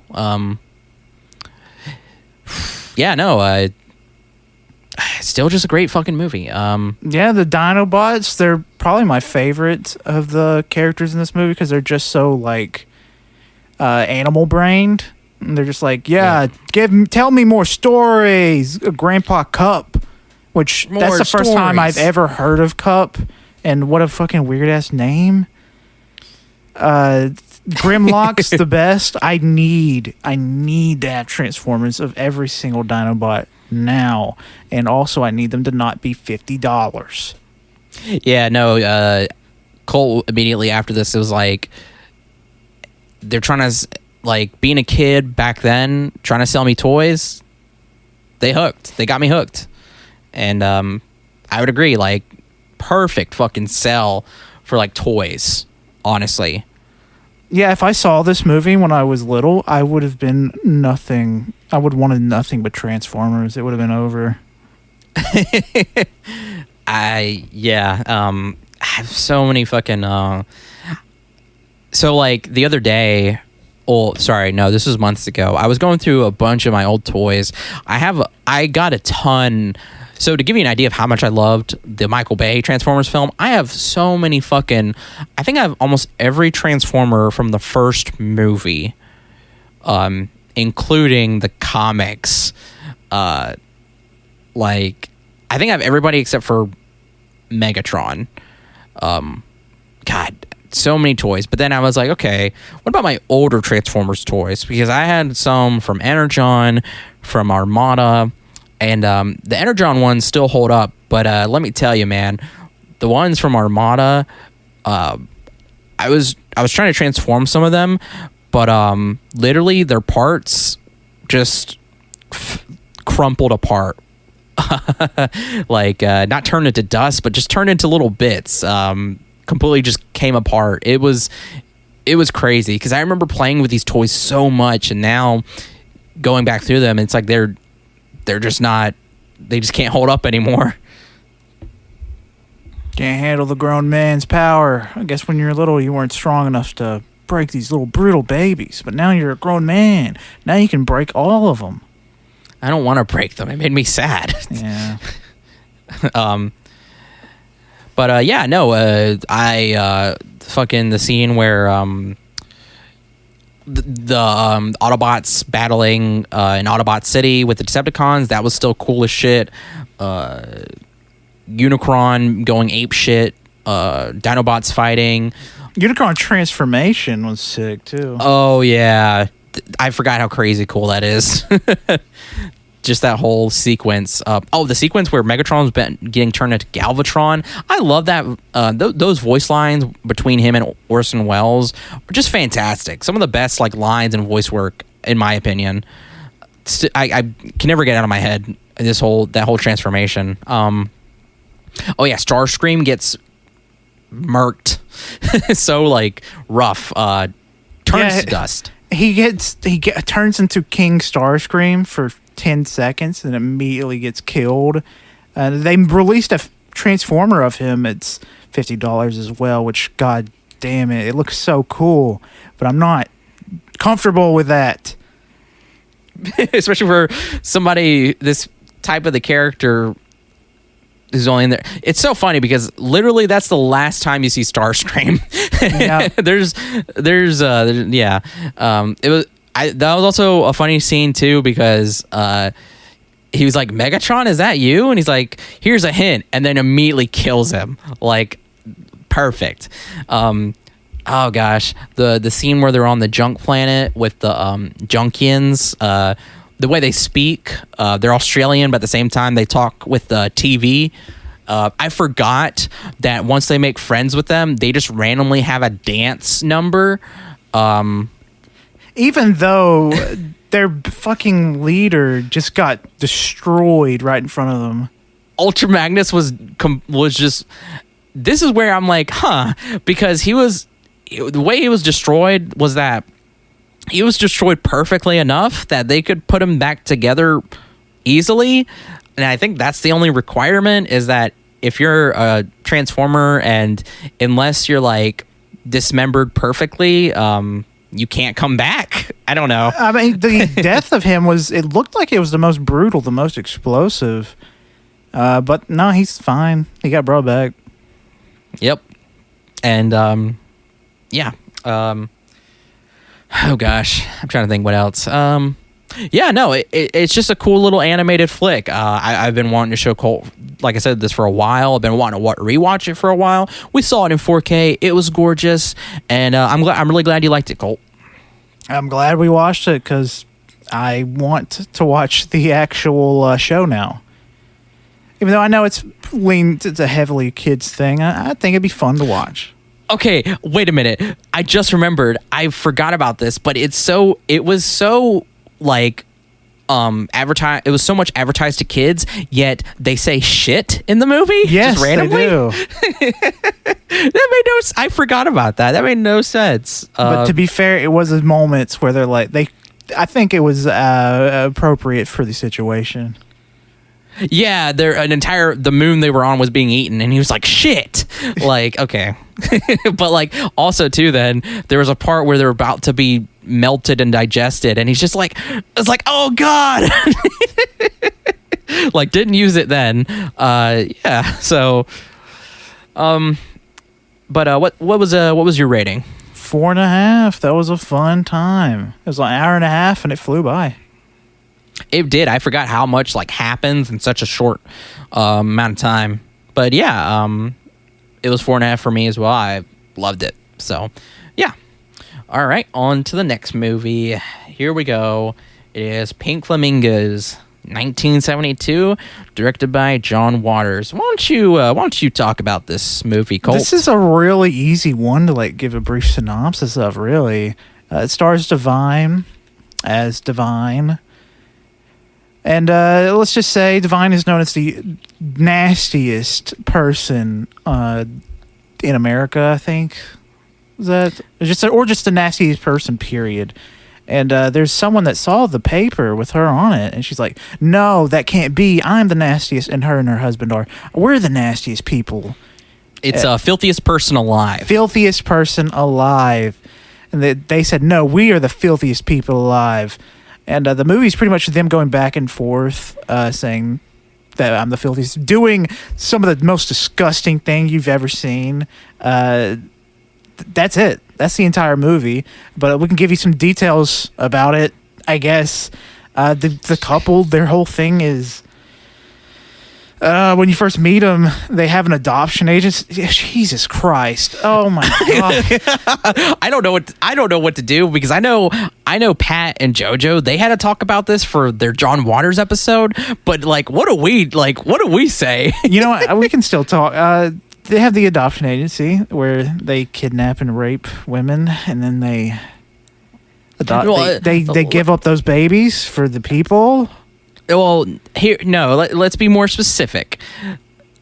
I don't know why I said that. I feel like that's pretty specific that I got. Well, what they do is they kidnap these women. They have their butler, Channing, rape them, and they give the babies to adoption to lesbians. Yes. Because at the time, fucking John Waters, his mission was to create movies that are super disgusting to the everyday average person. Yeah, garbage, cinema, trash, stuff like that, yeah. And so in this movie, this is, of the ones I've seen, I haven't seen all of them, this is the most disgusting movie I've probably ever seen, but in his catalog I've seen. Because Jesus Christ, he goes all in. There's a scene where oh my God, there's a scene where Divine and her son break into their house. The people that said, no, we're the filthiest. And The marbles. And they start licking every single surface in their house, starting with their bed. They're like, oh, this is their sex dungeon. We're going to start licking all of their bed. Just keep in mind, it's their son. And they start licking all of the stuff. They go into the kitchen, lick all the furniture, the plates, the little tiny cows, decorations. Oh, my God. And then the son... Divine just starts sucking her son off. That's what happens, okay? Every time we talk about this movie with them, I always tell Pat and JoJo, like, no, don't talk about spoilers. Colt's here. Don't talk about spoilers. But whenever I do talk about them without Colt, we never mention this, because this is like, out of everything, this is like, for some reason, the one thing that sticks out of my head is like, they're just doing this, and then out of nowhere, Divine's like, I gotta I don't know if I want to finish this sentence. Like, she wants to give her son the greatest gift a mother could give. Jesus. Jesus. And it is soft, and it's just, oh my God, it's bad. It's like bad. We see it. We like Divine is sucking his dick. They're not really related in real life, hopefully. No. But like, it's still in the context of the story, it's like, what the fuck? It's really gross. There's a scenes where one of the marbles is flashing people in public with a long sausage wrapped around his wiener. That's very weird. Yep. There's a part where the marbles are having sex and sucking off each other's toes.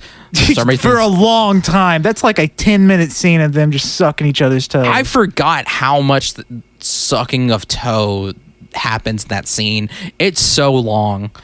I think I clocked out whenever I was watching it, because I was just like, man, they're really sucking their fucking toes.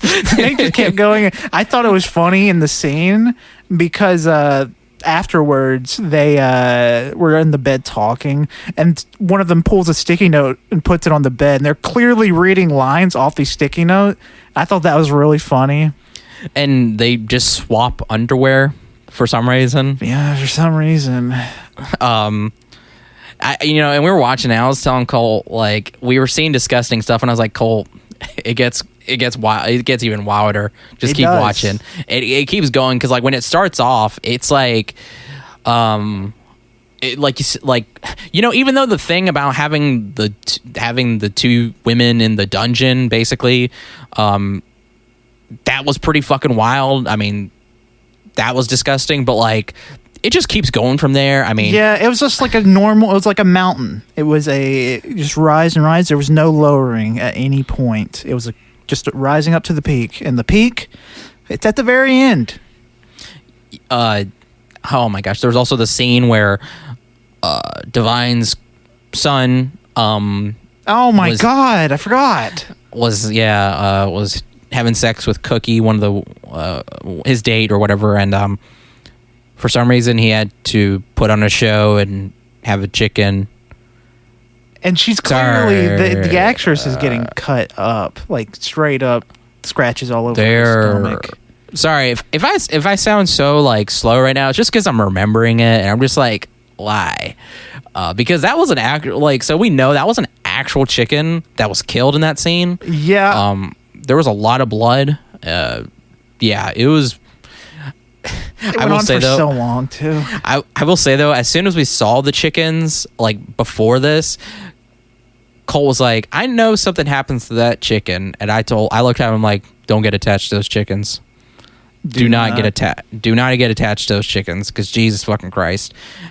There's one part of the movie that is gross, but it's probably the least gross thing in this movie, and that is Edie, the mother. She's kept in a baby cage and fed eggs. The whole movie, she's like, oh, I love eggs. Can someone please bring me some eggs? Is the Eggman here today? Has the Eggman been by? And she just loves eating eggs, hard-boiled, scrambled, sunny side up. Any way she can eat them. She loves eggs. and the way she eats them is so disgusting.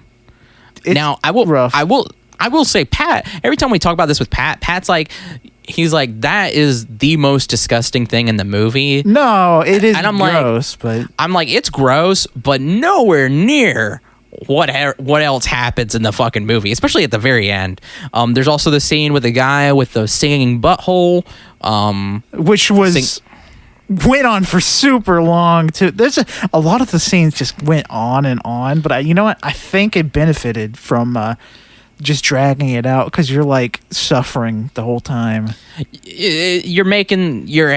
John Waters is making you look at it, which I think is like his point. It was also done to the sound of Surfing Bird, which is cool. I guess.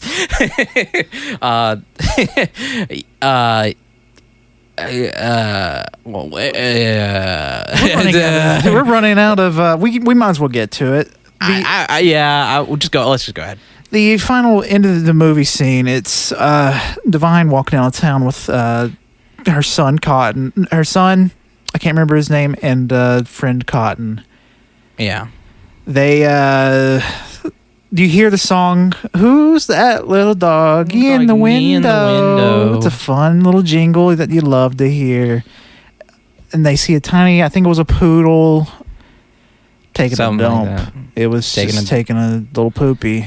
And there's a narrator that's like, Divine is the filthiest person alive, and here is her proving it, or whatever. And this is real 100%. Divine gets on the ground. Rise, the dog's still pooping. Grabs the poop in her hand and puts it in her mouth and chews and chews and chews, showing it in her mouth. And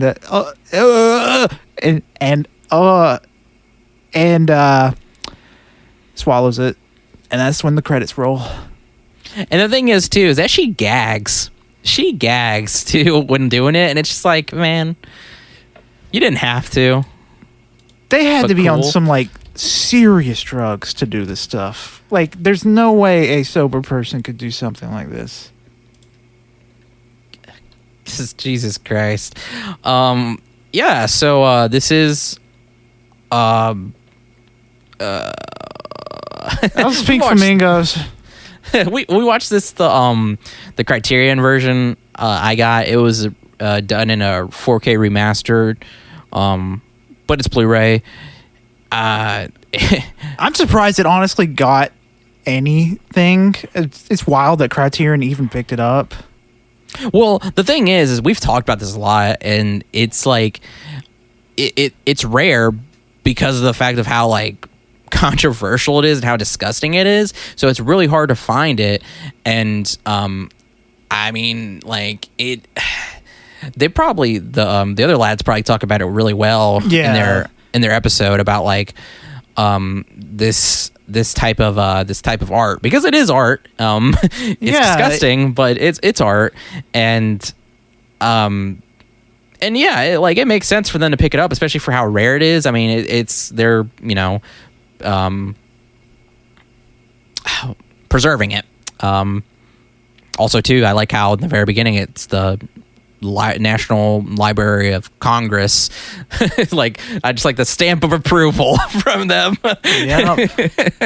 Like, yeah, okay. And I mean, as soon as it was announced, I was like, I gotta get it because it's such a hard film to watch and find. So yeah, I really do think it's like one of my favorite movies in my collection. And it's my favorite Waters film. I've seen quite a bit now, and yeah. I'm with you there. It's my favorite too. The second is probably Polytechnique. Is that the one we watched last time? Polyester. That's a Polytechnique, something else. But yeah, great movie. I gave it 4 stars. I still sit on my 4 stars as well. My second favorite is probably Multiple Maniacs. That was a fun movie. But yeah. All right.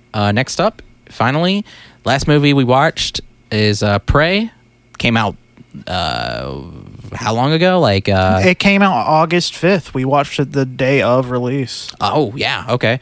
Directed by Dan Trachtenberg. I think how you say his name. We were like, let's watch this movie because we had quite a bit of time. We were both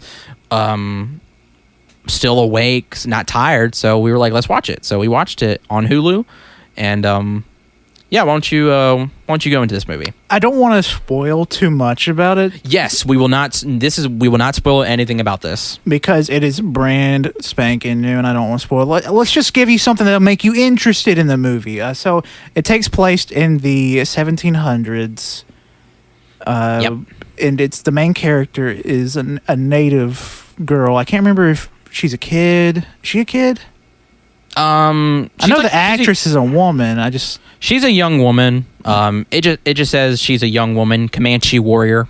It's a young woman Comanche warrior that is trying to prove that she's more than her role as a traditional woman in the culture. The people around her are saying, like, you should be home cooking, stuff like that. Gathering. Misogynist stuff. But she wants to be out hunting and actually proving that she can be useful. And she does throughout the movie. And at the start of the movie, you see a ship come in, and you know who that is. It's our friend.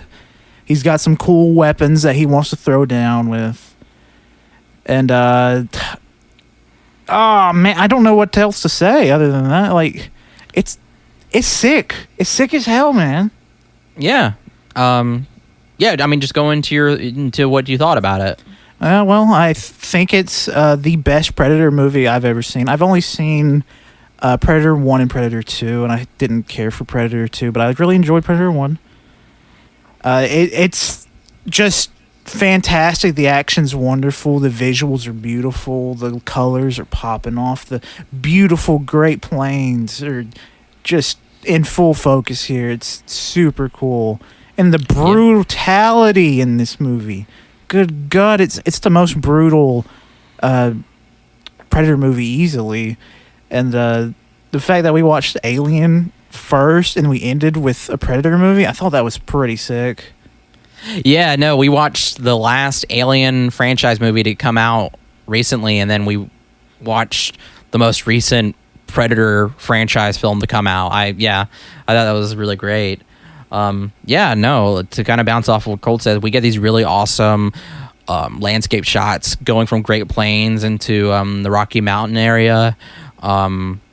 Just awesome, just action and fighting. I mean, really, like, she's a very skilled warrior, and like Colt was saying, she wanted to prove her usefulness, but in a different way, in a more of a hunter way, that like she is just on their level, that she can survive and be just like the men. And it was so cool, it was really good. It's kind of in a way coming of age, if you want to say that, because there's the focus too is of this type of challenge of hunting something that's hunting you, and that obviously that's kind of like setting up for the main conflict of the film. And brutal. It was cool seeing this kind of early Predator. It's probably my favorite Predator design. 100%. Yeah. This is my favorite Predator design. It was since it's in the past, this Predator has some not as advanced weaponry as the one we have in the later movies. Yeah, but it's still so fucking advanced. Oh yeah, it's so advanced. Like I think one of my favorite weapons that he has, and it will always be the fucking net. The net. If you're listening to this, if you know, you know the net. The net is a crazy killing tool. But no, all of his weapons though are sick as hell. And oh man, I still can't get over like you said, the brutality of seeing this like huge fucking alien just go so physical with fucking like I mean, people and animals. It was anything with a weapon. He just loves to killing. I don't know the full lore behind Predator, but I'm assuming like their whole race is, their goal is just to be the ultimate warrior and fight as many things as they can. Yeah, I should mention, like, So I was telling some Colt this, and we kind of see that in the film, is that like if you're not a threat, it won't attack you. That's not, if you know anything about Predator. That's not a spoiler. That's not a spoiler. That's something that's like addressed in like a lot of the films. I've seen Predator 1, 2, both Predator versus Aliens and Predators. I saw all of those, and I mean, this is the best Predator film. It really is. It's so freaking sick. It's so cool. And I thought was really cool too is we saw it was that there was a dub for it that was done in the Comanche language. That was really cool too. And I mean, yeah, no, it was just it was sick as hell. I can't say too much. I think everybody listening should just go fucking watch it. Go give it a go. You don't have to watch any other Predator movies before this. Same thing with Prometheus as this one. You can go right into it. Yep. I mean, if you want to watch the other films to kind of like get the little Easter eggs, you can, but you don't have to. You really don't. If you like it, give a Predator 1 a watch because it's really good too. Yeah, absolutely. I agree. Another thing that this movie made me want is I need to see Predator throughout the history. I want to see the Predator fight Spartans. I want to see the Predator fight samurai.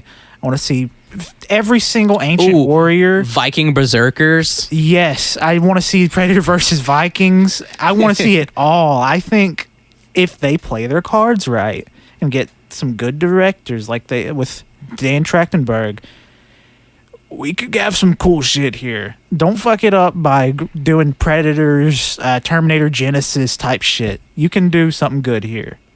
Yeah, you don't have to do the crossovers. I mean, if you want to... I mean, obviously, it's for the money, but don't do the crossovers. It's really interesting because we have been in this kind of era now for a while where reboots are happening and... like of these franchises, they're so so old, but like they're good reboots. They're good reboots. Like they're actually really good. There was a time frame from like 2000 to 2012 where reboots were just absolute dog shit, and now we're hitting a time frame where it's nothing but banger reboots. Prey, fantastic. Fucking Blade Runner, fantastic. Top Gun Maverick, fantastic. I mean, Trainspotting 2, fantastic. It's so good. 2, yeah. It's really weird. I don't know what to say, but yeah. Any final thoughts on anything? Prey, our ratings. Sorry. Prey, I gave it 4.5 stars. Absolute banger of a movie. I love these creature flicks. There's one thing that I said at the end of the night was I'm glad that it seems like creature movies are coming back into the fold again. It seems that people are like wanting something else to be scared of that's not necessarily real. Yeah, like not completely based off of real life. Like we're getting I totally agree that we're getting back into that. Again, it's like a reboot, kind of a reboot of a genre.